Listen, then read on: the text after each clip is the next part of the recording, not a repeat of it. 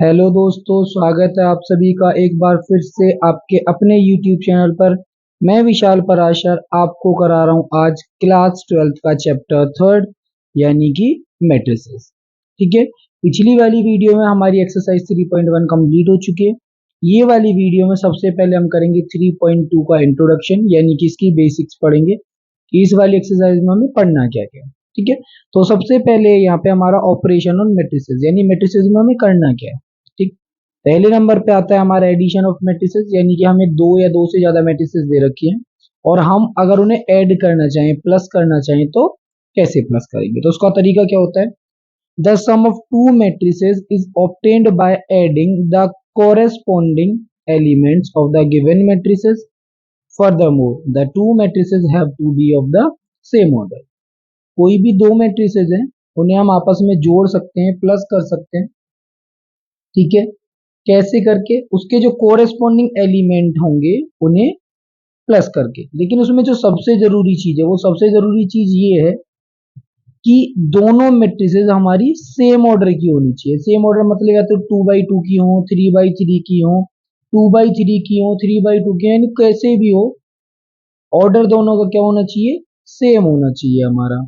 तो इसे समझते हैं एक एग्जांपल को लेके। तो यहाँ पे हमने एक एग्जांपल लिया है कि हमारे पास ए एक मैट्रिक्स है जो 2x3 की है और बी भी एक मैट्रिक्स है 2x3 की है। तो सबसे जरूरी क्या था, ऑर्डर दोनों का सेम होना चाहिए। अब ए मैट्रिक्स है, इसके एलिमेंट्स हो गए A11 A12 A13, इसके और 21 22 23। बी के हो जाएंगे B11 B12 B13 21 22 और 23। ठीक है, अब हमें क्या करना है, दोनों को प्लस करना है। तो प्लस करने के लिए क्या करेंगे, A11 पहली रो का पहला एलिमेंट और इधर भी पहली रो का पहले एलिमेंट, इन दोनों को आपस में प्लस कर देंगे। ये पहली रो का दूसरा एलिमेंट, पहली रो का दूसरा एलिमेंट, इन दोनों को आपस में प्लस कर देंगे। तो ये हमारा तरीका है कोई भी दो मैट्रिक्स अगर हमें दे रखी है तो उन्हें प्लस करने के लिए। एडिशन कंप्लीट करने के बाद जो सेकंड वाला टॉपिक आता है वो आता है हमारे पास multiplication of a matrix by a scalar. ठीक है, एक मैट्रिक्स है हमारे पास, उसको मल्टीप्लाई करना किससे, स्केलर से। स्केलर से मतलब है कोई भी एक क्वांटिटी दे रखी है हमें, उससे हमें पूरी मैट्रिक्स को मल्टीप्लाई करना है। तो इसका तरीका क्या होता है, इफ ए हमारे पास एक मैट्रिक्स है और के है क्या है, हमारे पास एक स्केलर है, देन के यानी के को जब ए से मल्टीप्लाई करेंगे, ठीक है, तो हमें एक अनदर मैट्रिक्स मिलेगी। ठीक है ना, जो मिलेगी कैसे, ए के हर एक एलिमेंट को के से मल्टीप्लाई करके। मान लो ए हमारे पास एक मैट्रिक्स है जिसके एलिमेंट है 3√5 एंड 2 1 7 एंड 0।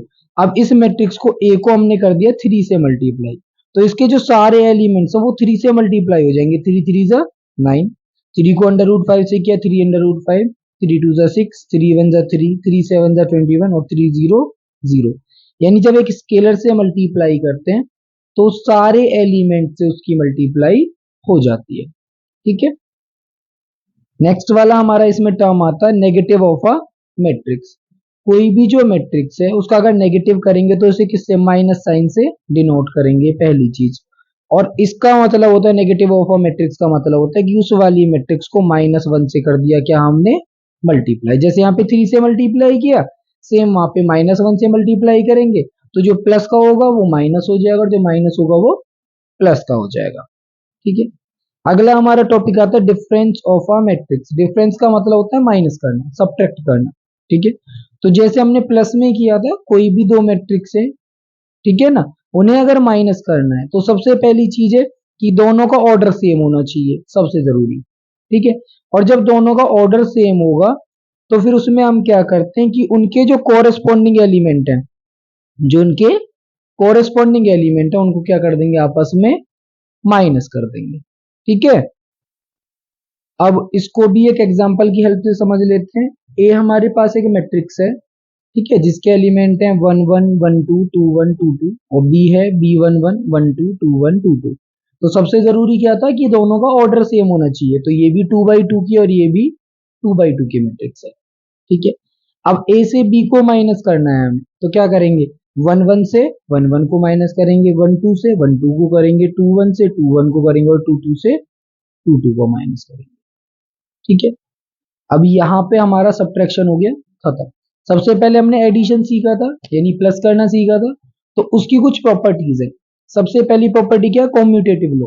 कॉम्यूटेटिव लॉ क्या होता है कि ए को बी के साथ प्लस करो या बी को ए के साथ प्लस करो, अगर वो दोनों क्या है सेम ऑर्डर के, तो दोनों क्या आएंगे आपस में बराबर आएंगे। ठीक। एसोसिएटिव लॉ क्या होता है, ए और बी को एक दूसरे के साथ एसोसिएट करो, फिर वहां पे सी को प्लस करो, या बी और सी को एसोसिएट करके यानी कि कंबाइन करके फिर ए के साथ प्लस करेंगे, तब भी सेम हमारा रिजल्ट मिलेगा। जो सबसे जरूरी चीज इसमें भी वही कि ए बी और सी कैसी होनी चाहिए, सेम ऑर्डर की होनी चाहिए। एक बात इसमें सबसे जरूरी है, चाहे हम प्लस करें चाहे माइनस करें, ठीक है, दोनों केस में सबसे जरूरी है कि दोनों मैट्रिक्स या तीनों मैट्रिक्स का ऑर्डर सेम होना चाहिए। ठीक है ना।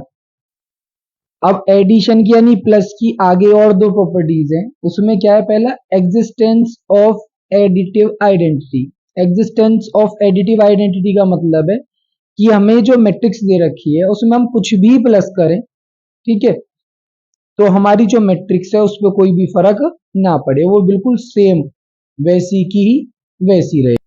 इसे हम कहते हैं एडिटिव आइडेंटिटी। तो एडिटिव में क्या होता है, ए के साथ अगर जीरो को प्लस करेंगे या जीरो के साथ ए को प्लस करेंगे तो क्या रहेगा, ए ही रहेगा। अब ए क्या है हमारा, एक एम क्रॉस एन वाली हमारी मैट्रिक्स है जिसका ऑर्डर एम क्रॉस एन है, और ओ क्या है हमारी एक जीरो मैट्रिक्स है जिसका ऑर्डर भी क्या है एम बाई एन का है। ठीक है ना। तो यहाँ पे ओ क्या है हमारी एडिटिव आइडेंटिटी होती है। सेम बात करते हैं हम एडिटिव इनवर्स की। एडिटिव इनवर्स से मतलब होता है कि हम प्लस करें और वो क्या बन जाए हमारा जीरो बन जाए। ठीक है, कोई भी मैट्रिक्स है उसमें हम दूसरी मैट्रिक्स को प्लस करें और मैट्रिक्स क्या बन जाए हमारी जीरो बन जाए, तो उस वाले केस में जो हमें मैट्रिक्स मिलते हैं उसे हम क्या कहते हैं, एडिटिव इनवर्स मिलते हैं।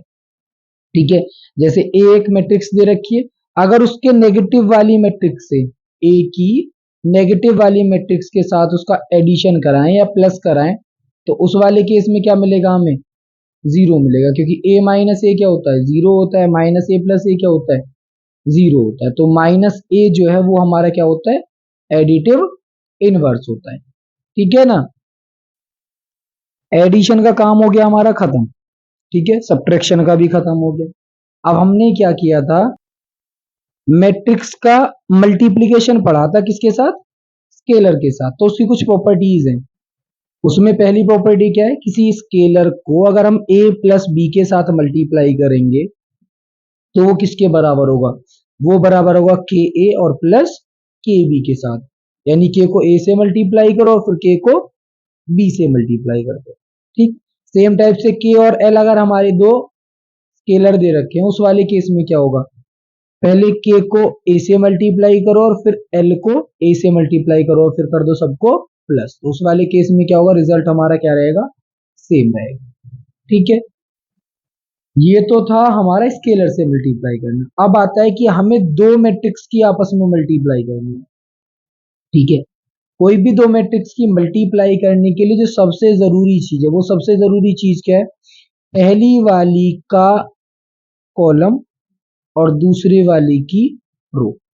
ध्यान से समझ लेना, पहले वाले का कॉलम और दूसरे वाले का रो हमेशा बराबर होना चाहिए, इसको ऐसे समझ लो, बीच बीच वाले क्या रहेंगे, बराबर रहेंगे, और बाहर वाला जो है वो आएगा हमारा रिजल्ट। यानी सी को डी से मल्टीप्लाई करेंगे तो जो सी डी हमारी मैट्रिक्स बनेगी उसका रिजल्ट क्या होगा, उसका रिजल्ट होगा हमारा 2/2 की मैट्रिक्स। और मल्टीप्लाई करने के लिए जरूरी चीज हमें क्या चाहिए, कि दो पहले वाले का कॉलम और दूसरे वाले का रो होना चाहिए बराबर। मल्टीप्लाई कैसे करते हैं, सिंपल सा रूल है, देखो उल्टा एल बनाना है, ये को ये से मल्टीप्लाई करते हैं। ठीक है, एक सिंपल सा देखो, मेरे को 23 को मेरे को 72 से मल्टीप्लाई कराना है, तो पहले मैं 2 से दोनों को मल्टीप्लाई करूंगा फिर 7 से दोनों को करूंगा, सेम यहाँ पे भी करेंगे, पहले फर्स्ट वाली रो को पहले वाले कॉलम से फिर दूसरे वाले से, फिर सेकंड वाली रो को फर्स्ट वाले कॉलम से और दूसरे वाले कॉलम से, सेपरेट सेपरेट मल्टीप्लाई कराना है। ठीक है ना, करो, देखो 1 को 2 से किया तो 2 आ गया। ठीक है, -1 को -1 से किया तो +1 आ गया, 2 को 5 से किया तो 10 आ गया। एक काम खत्म हो गया। तो ये मेरा बन गया अभी A11, क्योंकि मेरी किस किस की मल्टीप्लाई हुई है, 1 की 1 से मल्टीप्लाई हुई है, तो क्या बन गया A11 बन गया। अब 1 को 2 से मल्टीप्लाई करते हैं, ठीक है। 1 7 जा 7 हो गया, -1 को 1 से किया तो -1 हो गया, 2 को -4 से किया तो -8 हो गया, ठीक है। ये हो गया मेरा 1 2, पहले को दूसरे से मल्टीप्लाई करके। अब दूसरे को पहले से करेंगे तो क्या बनेगा, 2 1 बनेगा, सेकंड रो का फर्स्ट वाला। तो 0 को 2 से किया तो 0, 3 को 1 से किया तो -3, 4 को 5 से किया तो 20 आ गया। ऐसे ही आगे करो, 0 को 7 से किया तो 0, 3 को 1 से किया तो 3, और 4 को -4 से किया तो 16 आ गया। तो मैंने बोला था 2 बाई 2 की मैट्रिक्स बनेगी, तो 2 बाई 2 की मैट्रिक्स बन गई। अब इसको सॉल्यूशन कर देंगे और हमारा आ जाएगा रिजल्ट। 2 और 1 3 और 10 13 हो गया, ये -9 और +7 तो ये -2 हो गया, 20 -3 तो ये 17 हो गया, -16 और +3 ये हो गया -13। कैसी मैट्रिक्स, 2 बाई 2 की मैट्रिक्स, ठीक है। एक बारी फिर से बता दे रहा हूं मैं, ध्यान से समझ लो। पहले वाली रो को पहले वाले कॉलम से करेंगे तो फर्स्ट वाला एलिमेंट बनेगा, पहली वाली रो को दूसरे वाले कॉलम से करेंगे तो पहली रो का दूसरा बनेगा, दूसरी रो को पहले से करेंगे तो दूसरी रो का पहला, दूसरी रो को दूसरे से करेंगे तो दूसरी रो का दूसरा एलिमेंट बनेगा। और ये हो गया हमारा मैट्रिक्स मल्टीप्लिकेशन, ठीक है। जैसे हमने एडिशन की प्रॉपर्टीज पढ़ी थी, वैसे ही हमारे पास है कुछ मल्टीप्लिकेशन की मैट्रिक्स, ठीक है, प्रॉपर्टीज सॉरी। तो सबसे पहले नंबर पे non commutativity of multiplication of matrix. Commutative किसे कहते हैं, ए बी को बी ए से मल्टीप्लाई करें तो इक्वल है, ठीक है। अगर हम नेचुरल नंबर्स की बात करते तो उस वाले में, या इंटीजर्स की बात करते, या हम बात करते आपकी रेशनल नंबर्स की, तो उस वाले केस में ये प्रॉपर्टीज हमारी लागू होती है कि ए बी को बी ए से मल्टीप्लाई करेंगे तो बराबर आएगा। लेकिन मैट्रिक्स जब मल्टीप्लिकेशन होता है तो इसमें है इट इज नॉट नेसेसरी, ये जरूरी नहीं है कि ए बी और बी ए बराबर आए, बराबर आ भी सकता है और बराबर नहीं भी आ सकता है, वो मैट्रिक्स के ऊपर है। अगर मैट्रिक्स हमें इस टाइप की दे रखी है कि दोनों बराबर आ जाए तो आ जाएगा, अगर नहीं है तो नहीं आएगा, ठीक है। अगला है zero matrix as the product of two non zero matrix. तो सेम यहाँ पे भी है, जरूरी नहीं है कि मैं वन को जीरो से ए को जीरो से मल्टीप्लाई करूं तभी मेरा जीरो है। ऐसा भी हो सकता है कि मैं ए और बी को मल्टीप्लाई करूं तब भी जीरो आ जाए, जबकि ए भी नॉन जीरो मैट्रिक्स है और बी और बी भी नॉन जीरो मैट्रिक्स है। तो यहाँ पे लिखा भी हुआ है if the product of two matrices is a zero matrix, दो मैट्रिक्स हैं उन दोनों को मल्टीप्लाई करके जीरो मैट्रिक्स हमें मिलता है, तो it is not necessary that, तो ये जरूरी नहीं है कि उन दोनों में से एक मैट्रिक्स हमारी क्या होगी, जीरो मैट्रिक्स होगी, ठीक है। आगे चलते हैं, अब हमारी प्रॉपर्टीज है मल्टीप्लीकेशन की, थोड़ा और ऊपर आ जाओ, ठीक है। तो सबसे पहले नंबर पे associative law, associative law, A B को सी के साथ करें या बी सी के रिजल्ट को ए से मल्टीप्लाई करें, ठीक है। तो इस वाले केस में हमारी जो प्रॉपर्टी है वो क्या होगी, अप्लाई हो जाएगी। डिस्ट्रीब्यूटिव लॉ सबको पता है, बी प्लस सी को ए से मल्टीप्लाई करें तो क्या किसके बराबर होता है, ए बी और ए सी मल्टीप्लाई करके फिर प्लस कर दें, ठीक। सेम ए प्लस बी को सी से करेंगे तो उस वाले में भी यही होगा, ए को पहले सी से करो फिर बी को सी से करो फिर दोनों को कर दो प्लस, ठीक है। तो इस वाले केस में हमारा रिजल्ट क्या रहता है, इक्वल आता है, ठीक है ना। अगला existence of multiplicative identity. Identity का मतलब है कि चेंज नहीं होगा, आइडेंटिटी का मतलब क्या है कि चेंज नहीं होगा। आई हमारे पास एक मैट्रिक्स है, कौन सी वाली मैट्रिक्स है, आइडेंटिटी मैट्रिक्स है। आइडेंटिटी मैट्रिक्स को मैं ए से मल्टीप्लाई करूं, इसको समझ लो वन से मैं किसी नंबर को मल्टीप्लाई करूं या किसी नंबर को वन से मल्टीप्लाई करूं तो कोई भी फर्क पड़ता है, नहीं पड़ता है, मेरे को सेम रिजल्ट मिलता है। यही है हमारा एग्जिस्टेंस ऑफ मल्टीप्लीकेटिव आइडेंटिटी, यानी मल्टीप्लाई करके भी हमारा कोई फर्क ना पड़े।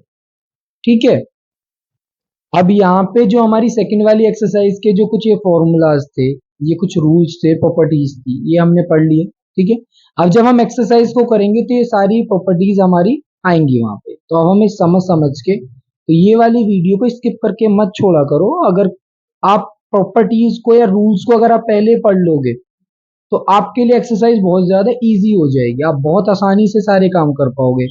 लेकिन आप लोग क्या करते हैं, सीधे एक्सरसाइज पे चले जाते हैं। जो इंट्रो होता है उसका, जो उसकी थ्योरी दे रखी होती है चैप्टर की, उसे आप बिल्कुल भी नहीं पढ़ते हो, और उसे पढ़ना सबसे ज्यादा जरूरी है, क्योंकि जब तक आपकी थ्योरी क्लियर नहीं होगी तब तक आप वहां पे उसको नहीं कर पाएंगे। ठीक है, थैंक यू।